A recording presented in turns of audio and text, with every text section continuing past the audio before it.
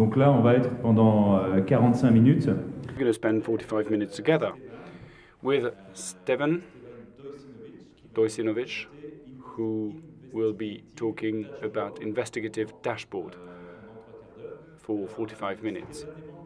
So Stevan is a member of several organizations in the Balkans dedicated to investigation journalism. It's the Center for Investigative Reporting, first. Oh, sorry, the Center for Investigative Network, rather, for which he works. That's another project which is for reporting on organized crime and on corruption, which is a not-for-profit organization funded by foundations, I think, and which was set up based on the initiative of a Romanian journalist, Paul Radu. And as part of this project on organized crime and corruption investigation, this dashboard was developed. This investigative dashboard was actually developed, and Stevan would like to talk about it. Thank you. You have the floor, Stevan. Thank you. Can you hear me? Yeah, it's good.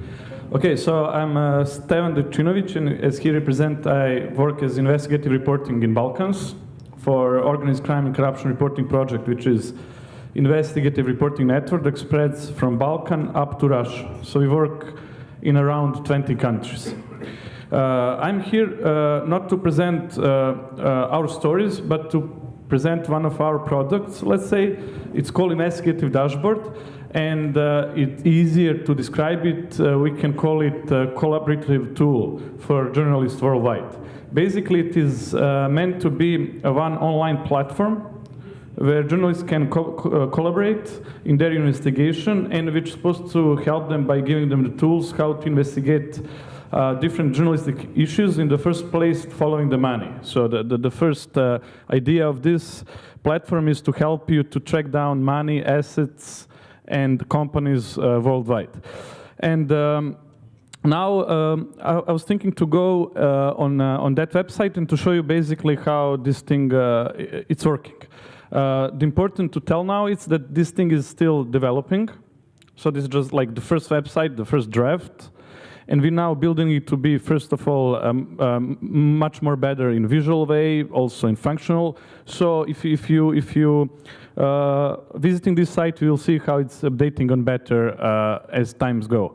This is a project of two journalist network. One is ours, that works, like I said, from Balkan up to Russia, and FAIR, which is African journalist network. And but also many other journalists from worldwide help us to build this database. So basically, you can go to Google, and you just need to type Investigative Dashboard, and you will get to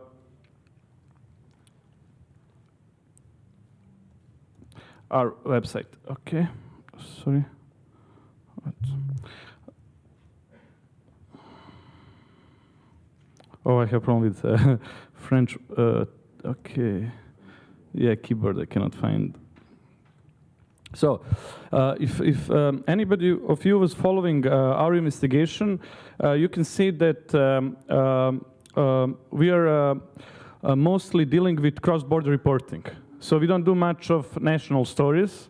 We usually do projects that at least 5 countries will cooperate to track down corruption or organized crime.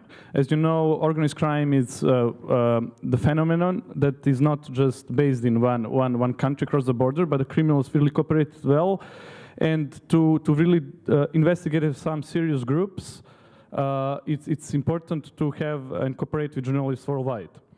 And especially in terms of like money laundering, this kind of issues, offshore companies investigation, you really need to go in and dig deeper in different countries. So if you stay on follow, so this is the website of Investigative Dashboard. And basically, he gives you a couple of options that can actually help you to get some new tools for research. Like I said, most important thing is here is actually the part where you can see on the top, it's called worldwide company data. So if you click and go there,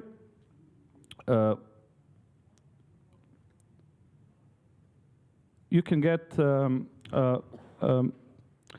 if you have, for instance, problem with internet and it cannot show you all this animation, you can also always click text-based. On the right, it will be like simpler method. So what's this? So this is actually the preview of the countries. And it consists next field type of data and accessibility. So it means if you are investigating something, let's say some organized crime group or corruption, let's say. So you got information that some politicians from your country have some hidden companies or hidden debt in some other country, any location which is not familiar with you. It can be New Zealand, it can be Austria, it can be Liechtenstein, Cyprus, or wherever. So this site, first of all, when you visit this site can actually help you by showing you for each specific country how you can, first of all, get to the official register of company records and also of assets records. So as you know, in many countries, they don't have this website with English translation, and you can have really hard time to go there and to research and to get all these business databases. So we worked here and we collected for each countries all important registers that we could find. And this is updating all the time, because of course you have new registers, some old one are not working fine till now. So if you go on the country field, you can choose any of the countries. So like we can take, for instance, I don't know, let's say Serbia. So we see that in Serbia there's 12 different registers that can actually help you to track down assets and business. So if you click this, next field is here to show you what kind of data where you can get. So do you looking for basic company information? You want to have more details, register of NGOs, court cases, and so on. And after you're choosing type of data, he'll show you how many registers are consist this kind of data, and accessibility is it free or is it charged? In some countries, like in Serbia, that's why I take it for example, you can search for free. In some countries, mostly in EU countries, you need to pay to access this register. Many people thinking that basically if you go more on east, it's harder to get this data. And in reality, it's actually different. If you go more east, it's actually, you just need to know where to look on, and you can actually for free get some data which you need to pay, for instance, in Austria to register to get this. So let's just show it short. So you have basic information, and then we have 2 registers, and then you need to click down there. And we see that we have stock exchange where you can get data, and we have national registry. And you just need to visit the site. And links are not for just sites itself. Links are actually direct links for research of database. So now if you just have the name of the company, you just need to click it and you will basically find the owner.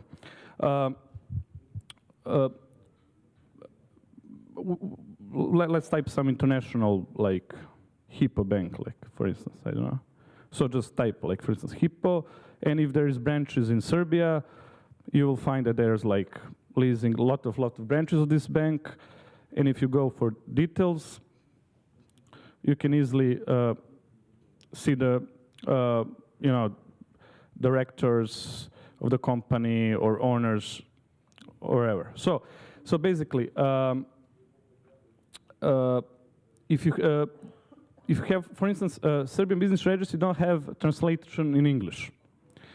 But that's why this website also, if you cannot figure out how to look for data there, you will have also explanation and tutorials which we made for some countries where it is hard to get and to understand how to use these databases. And you have video even tutorials where we actually explain you where to click and how to go there. Besides that, now we're just talking about official registers. Okay, so it's like state-owned official registers which you can visit. What we do here, we also scraping data for these business websites. I guess all of you know what scraping means. It's basically we have the IT guys, hacker guys, let's say, who pull out the whole databases from their website. Then we re-index it, and then we publish it again. Why are we doing this? Because in the most of the country, if you want to check some companies through official registers, it's just allowed to type the name of the company, and then you can see the directors and owners. But if you want to do reverse search, to have the name and the surname of the person, it's not possible to do this kind of research. And that is most interesting actually for journalists, is actually to go there and check your member of parliament or some criminal gang from members from your country in some other country. So that's why actually we scrape it. We take all of this database, and then we make it in a way that you can actually do again search, but by the names, and we upload it.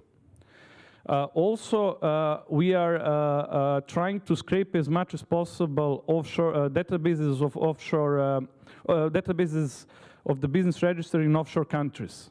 As you know, offshore is hardest actually to investigate when the money is about. So we are searching in which countries offshore have online databases. So we are scraping them, and the good work was done with Panama registry. For instance, I will show you this. So just go to Panama.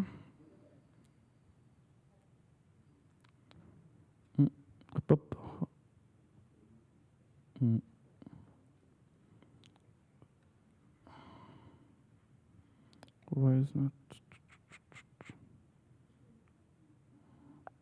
Okay, so you can click to Panama.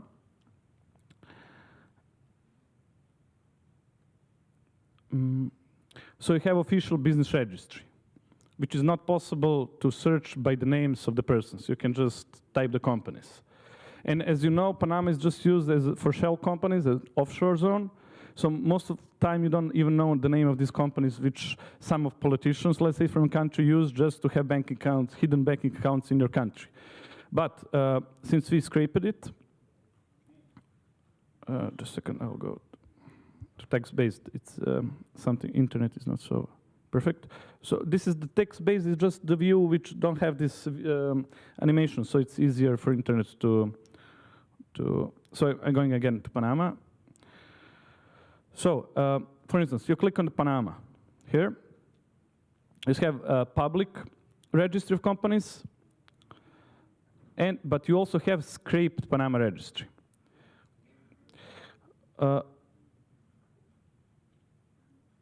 And scrape Panama registry, you can actually also search. So we just publish it again, reindex it. So you can type a name of the person, an individual, and if appears there, if it has some company, if it's director of some company in Panama, it will just show up. For instance, like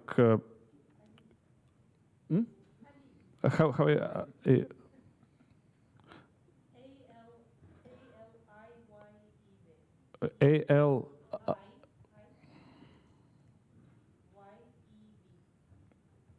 Why? Oh, why? Double V or?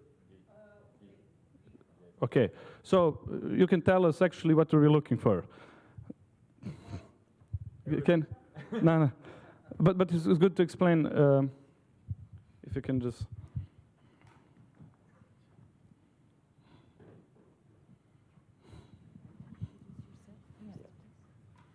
Well, I'm Khadija Ismailova. I also work with Organized Crime and Corruption Reporting Project, and I did very good use of this website and for investigating the business of our oligarchs, and among them there were businesses of presidents' daughters. which they hid their business interests behind shell companies in Panama. So if we search Aliyev, once I've learned about this tool, I did the most popular search in Azerbaijan. I searched for last name Aliyev. Every fourth person in Azerbaijan is Aliyev. So I did that. And here we see familiar names, which is Leyla Aliyeva. It's his daughter, right? It's daughter of the president, Arzu Aliyeva and Mehriban Aliyeva. Mehriban Aliyeva is member of parliament and first lady of Azerbaijan. So she's mother to these two ladies. So let's click on one of the Leyla, right? You say there are two spellings of Leyla here. One is with Y, one is with I. So which? Okay, so as she explained, we just took a surname of president, we type it, and we found a lot of names, and just made it shorter to names of his family, and that's how actually Khadija done a really great story about hidden assets of their president in Panama, which was owned by which was. Can we go back? Can we go back? Back and choose another Leyla. This one, okay. So that's another interesting tip. We need to check for different spellings of the names, because sometimes they misspell the names in different databases and so on. So here, then what we did a Google search on each of these companies.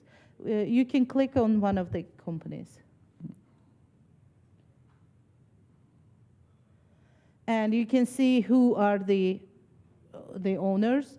It's Leyla Aliyeva, Arzu Aliyeva, and Olivier Mestelan. He's a Swiss guy. I read his bio in Baku magazine. Baku magazine is published by Leyla Aliyeva, the president's daughter. So I've learned about who Olivier Mestelan is from her own magazine. But anyways, he's not interesting because he's just the secretary there. The treasurer and the main director are the daughters. So Leyla Aliyeva and Arzu Aliyeva, so these companies, let's go back to the list of the companies. Some of these companies, 3 companies, were used to hide their interest in mobile phone company.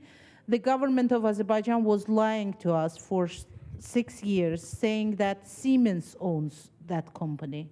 Siemens, the German company, owns this Azerphone company. That was the name of the mobile communication company. And it turned out that these 3 Panamanian companies are actually the main shareholders, and Siemens has nothing to do with that company. And these 3 Panamanian companies are in this list. So it's Gladwin, Hewson, and Linden. So in this 3. Another 3 companies from this list are shareholders of another company registered in the UK, United Kingdom, through which they hide their interest in gold mining in Azerbaijan. So they extract gold using these Panamanian companies. Yeah. So a lot of interesting stuff. Thanks. So thanks. This is how you can use this tool. And for the end, just one thing for the end is, if you have problem to find it, like you see, there's like watch tutorial here. So this is short video just made, which show you step by step. We don't need to play it now. How actually to go there and how to get records. So basically, that is investigative dashboard, and it helped a lot of journalists to find information for the stories they were looking for from feedback that they are getting. Merci. Avant de... Right. So before I give the floor to the audience to ask questions, I'd just like to know whether when you do scrapping, is the data updated? Do you rescrape the data for the data to be updated, and how regularly? Well, at this point, we still need to cover all of them. So we didn't done updating. Of course, it should be done, but there are so many databases in so many countries, so we will just first need time to get all of them, and then we can actually do it. So Panama, it's a couple of years old, yeah. So if they made company in last year, most likely you will not find it. But we will eventually update it when we finish, because we don't. It's not so big project. We don't have much people actually working there, so it's just lack of human power. Combien de personnes? How many people work with this project? Organized crime corruption reporting project. Investigative dashboard. There's around like 5 person that's working, so it's. Y a-t-il des questions? Questions from the audience, maybe? Wow.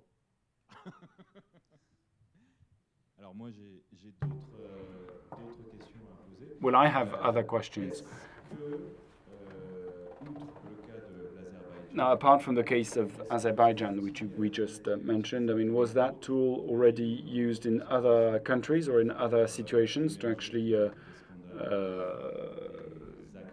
reveal scandals or sleaze or corruption? For instance, I will show you the story that we published today in Serbia. So that will be. I just need to go to Google because I don't know where to. So.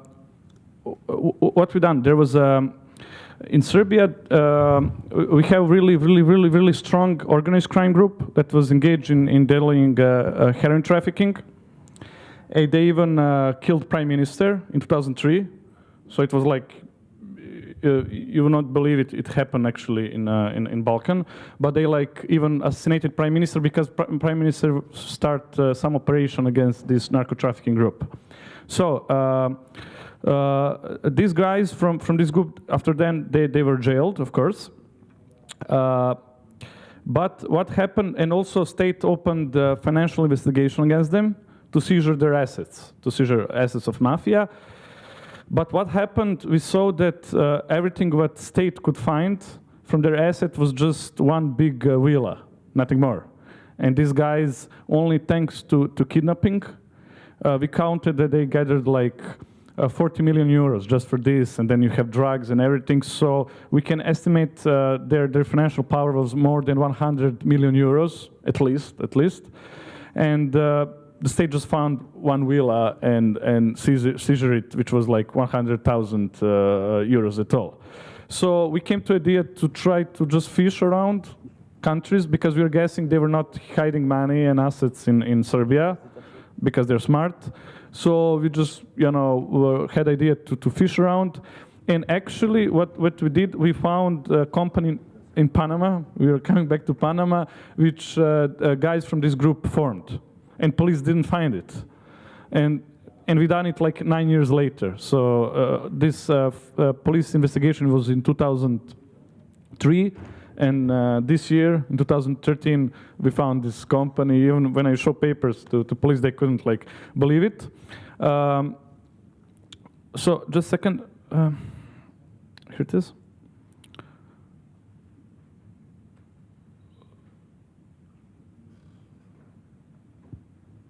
So just internet is. So we published this story today. The only thing what was interesting, they were not. They didn't form this company on their names. But they use forged documents. So they, so to find this company, actually, you need to research it by the fake names. But of course, we used. So this is the story. It's just published today. So you can see this is just extract from document. So we found 3 names there. It's one of the leaders of this group, his wife, and third unknown person. Usually, this third person will always be like nobody. Some regular person, which was used as a proxy. So only the name of this person you'll find in Serbia, and this person can control the bank account, because they don't want to, and their name is just hidden in Panama, and they were really hoping nobody will get this. And we had, first we dig into this police file, and we got all the police records, everything what police gathered, and we found the forged passports. So this is the forged passport of leading mafia guy. He looked here as a geek because that was kind of his double person. He was some kind of geek, you know. So he has like glasses. He don't wear this, and he, in reality he looks much more dangerous. And so he had some fake name. So what we do, I'll just get back. We just go to scrape a database, and we just type his fake name.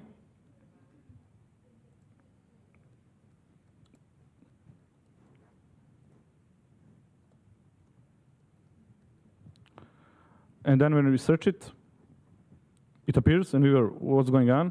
And then when we open, we saw that actually another name, Alexander Ivanovic, is real name of his wife. So in that moment, we were sure it's him. And then we continued to search this company. And then we found that this company in Panama, also thanks to investigative dashboard, we discovered that it has some other companies in Greece. So we were down there in Greece, and we found in Greece they had some apartments and so on. So we actually managed to track assets 9 years after police closed this case. And they were really, really, really shocked when before publishing, I was there, police were just giving them files, they were totally, couldn't believe. Alors, il y a des questions. There are questions. Si on peut amener le micro. If we could bring the microphone over here in front. Alors, voilà. Et Khadija ensuite. Hi, Agenda is my name. I work for the Namibian Broadcasting Corporation. I just want to find out from the gentleman if you have a few safety tips that you could share with us, because you're doing a great job in investigating very high-profile people. Now, how do you ensure that you don't fall prey of assassinations and stuff like that? Just a few tips. Sorry, if you can just, exactly, you want tips how to easily do research or how to protect yourself? Exactly. How do you make sure you protect yourself? How secure are your lives? You guys that are investigating. Okay. Yeah. This is out of the topic, but I mean, if no, just a few tips. Okay. It's in. Okay. Usually, what we do, we really the thing we are really trying to do as sophisticated as possible. We are paying a lot of attention and money of cybersecurity. That's the first step. Because we understand when we're doing this kind of story, the first thing you will do is to do wherever it's possible that these guys figure out you're investigating them. And then when they find out, it's best if they find out like a couple of days before you publish story. So they can just do something to you like for 5 days.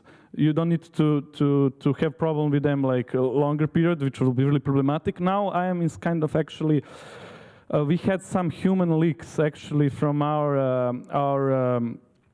somebody actually leaked some information we have about one group we're researching now.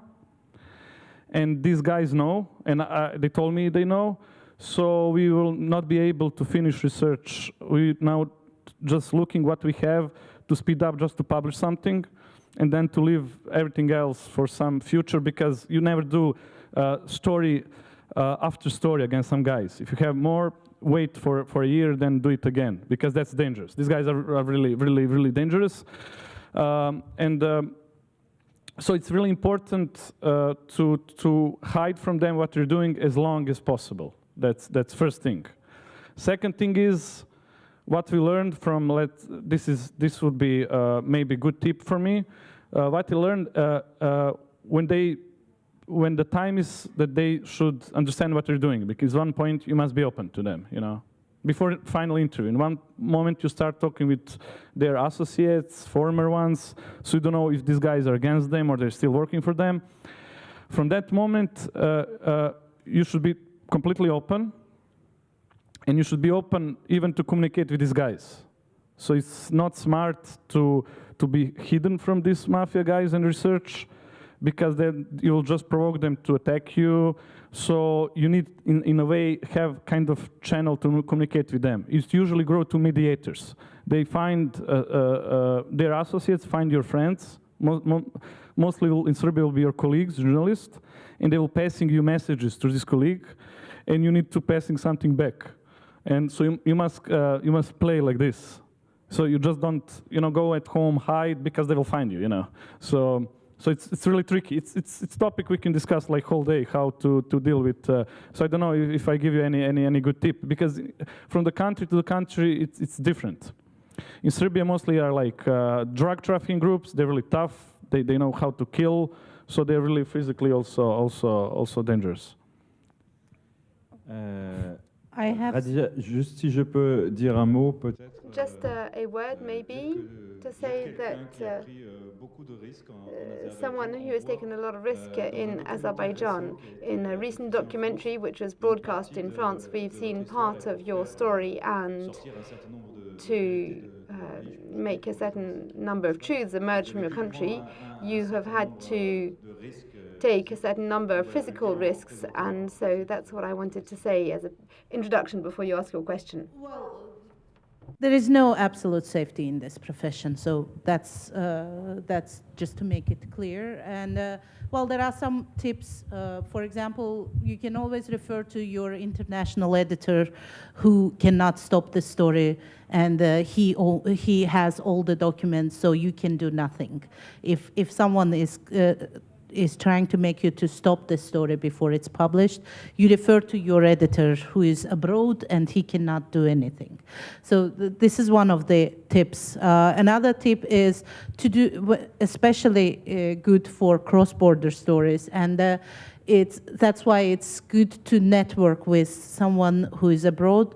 For example, journalist in Russia can do a research on a story in Azerbaijan, or otherwise you can switch the story between yourself. So Russian journalist is doing your job, you are doing Russian journalist's job. So this is one of the tips, like another tip. But there is no safety, absolute safety. You have to consider the risk. I faced the risk, and I paid my price for doing what I did. That's difficult. Well, anyways, I continue doing what I'm doing, and this is another key to the issue. When you journalists continue what you are doing, despite all the threats, then they understand that threatening journalists doesn't make sense. So that's one of the things we have to do. We have to keep on doing what we are doing. But I want to.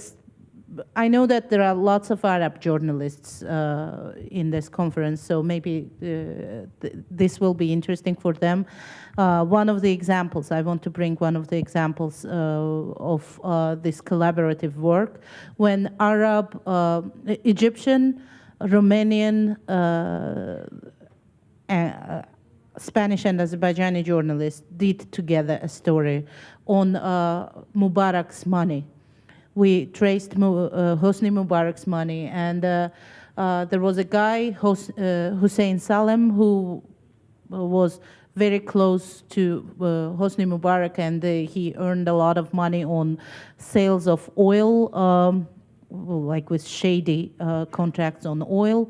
That Hussein Salem's money were investigated thanks to investigative dashboard, and our colleagues in Romania found traces of his company in Romania, because they investigated French lawyers like Swiss lawyers, and Swiss lawyers incorporated company for this Hussein Salem guy in Panama, and this Panamanian company opened another business in Romania.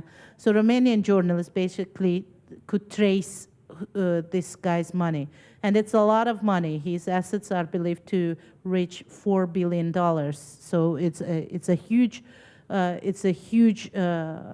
amount of money. And then I got involved to the process because after the revolution, when Egyptian police started looking for information about this guy, they switched the ownership of the company, and 2 Azerbaijani guys appeared in the documents. So I managed to find a link between 2 Azerbaijani guys and Hussein Salem. So that was the whole story. It was a cross-border investigation. Journalists in 4 countries worked on it, and it was good because Spanish police didn't have enough evidences to arrest people who was linked to this business. And then after that, they issued a home arrest for these guys. Alors, peut-être pour terminer sur. And maybe now to end on this question, and for you two, Stefan and Radija, Est-ce que on l'a vu avec you have seen this with the Operation Offshore Leaks recently. Dans ces affaires de In today, in these questions of corruption and of hidden money, we could think about working only with journalists, or do we need journalists and perhaps developers or people who have a very good knowledge of internet networks and techniques in order to go and fetch information? That's the first point of the question. And could we envisage working only at a national level, or should we absolutely work with partners and journalists in other countries concerned? Because money crosses borders very easily, but journalists much less so. Well, for both question, answer is yes, of course. And in today's, if you as a journalist want to cover this issue, it's really good to have support from developers. Of course, you as journalists can start learning this stuff. And I actually learned a lot about online security, about how to encrypt data and all that stuff. But I spent so much time on it that now when I'm thinking it was better if I just had one associate who will deal with this. Also, like with scraping databases and everything which is internet, I think it's maybe better to form a partnership between journalists and developers than to have journalists who also need to teach this after all other skills they're supposed to have. Also, second part of the question is that, of course, today you need to work cross-border. I think today it's not even possible to do one single story nationally. Even some small stories, if you look at it from broader picture, I'm sure we'll find at least a link from another country. And especially if you do these huge stories, sometimes we have done some stories where they were including like more than 20 countries. So of course you need to have colleagues everywhere. For us, it's easy because we're working network, so we have colleagues in the countries where we work. Where we don't have, we finding new colleagues. So yeah, both things are extremely important to have like developers on your side and to work cross-border. And actually, that's the point of our website is actually to make kind of mixture of these two, to give you tool for cross-border reporting, where you can, even if you don't have physical help there, to go and alone find registers. And also we have developers who are actually working on the site scraping databases, which is also given to you. So. Wait for the mic. I can tell you. She wanted to say that also, if you need any help, if this is not enough for you when you look in it, and if you need some additional help, of course you can write to us. You can write to this website, and you will get assistance of reporters who are working behind the site in tracking data. Yeah, you just write on the website. There is a tool you can write there. You write there what do you want exactly and why do you want it, because that's important. We don't want this tool being abused by due diligence researchers and so on. So we try to work only with journalists. So you write there what do you want and why do you want it, and then, for example, I receive sometimes requests from this website from OCCRP asking me to help find information in Azerbaijan. If I can find it, I try to find it. If I cannot find it, then I say, sorry, this is beyond my power. So, but it's good. We have lots of people in different countries. So you have this place for research decks where you can also register as user. This is only important, like Khadija said, that we know you are journalists working for some real journalist office media, because on other way help can be asked by like criminals even. So you know you need to give just one to figure out who are you and and we will help assist you. Ok, merci beaucoup. Thank you very much. Thank you for this presentation. Sorry.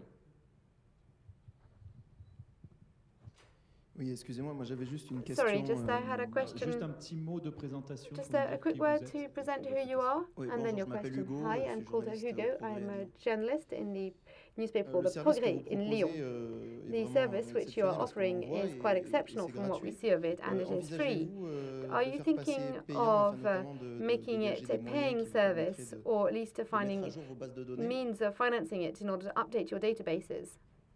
Okay, this is made as a project thanks to the donors who paid for this project. On the bottom of the website, you'll see the donation who gave money for it. And now, still we have some money to develop it, but we never know. In one moment, we actually try to I mean, idea is to be free data, right? So that's the goal of all of us. So you can always get for free. And in this point, we have fundings that are helping us to be this accessible and free. I don't know really for future what will happen, will these donors go, but right now it's good. Now we have enough money, so for some period of time, for sure, it will be free of charge. Thank you. Eh bien, merci. On va conclure. Merci à Stevan. Thank you, Merci à Stefan. Radija aussi Thank you, pour, Radija, pour son témoignage. Et puis, for puisqu'il est question her report. de réseau et de And travail as we're en talking réseau, about au niveau network mondial, and on a le networking début d'un on a joli world réseau, scale, là, we ici, have a pour beginning of ça. a great network here in the room and in the one Merci next door. beaucoup. On peut Thank you very applaudir. much. We can clap them.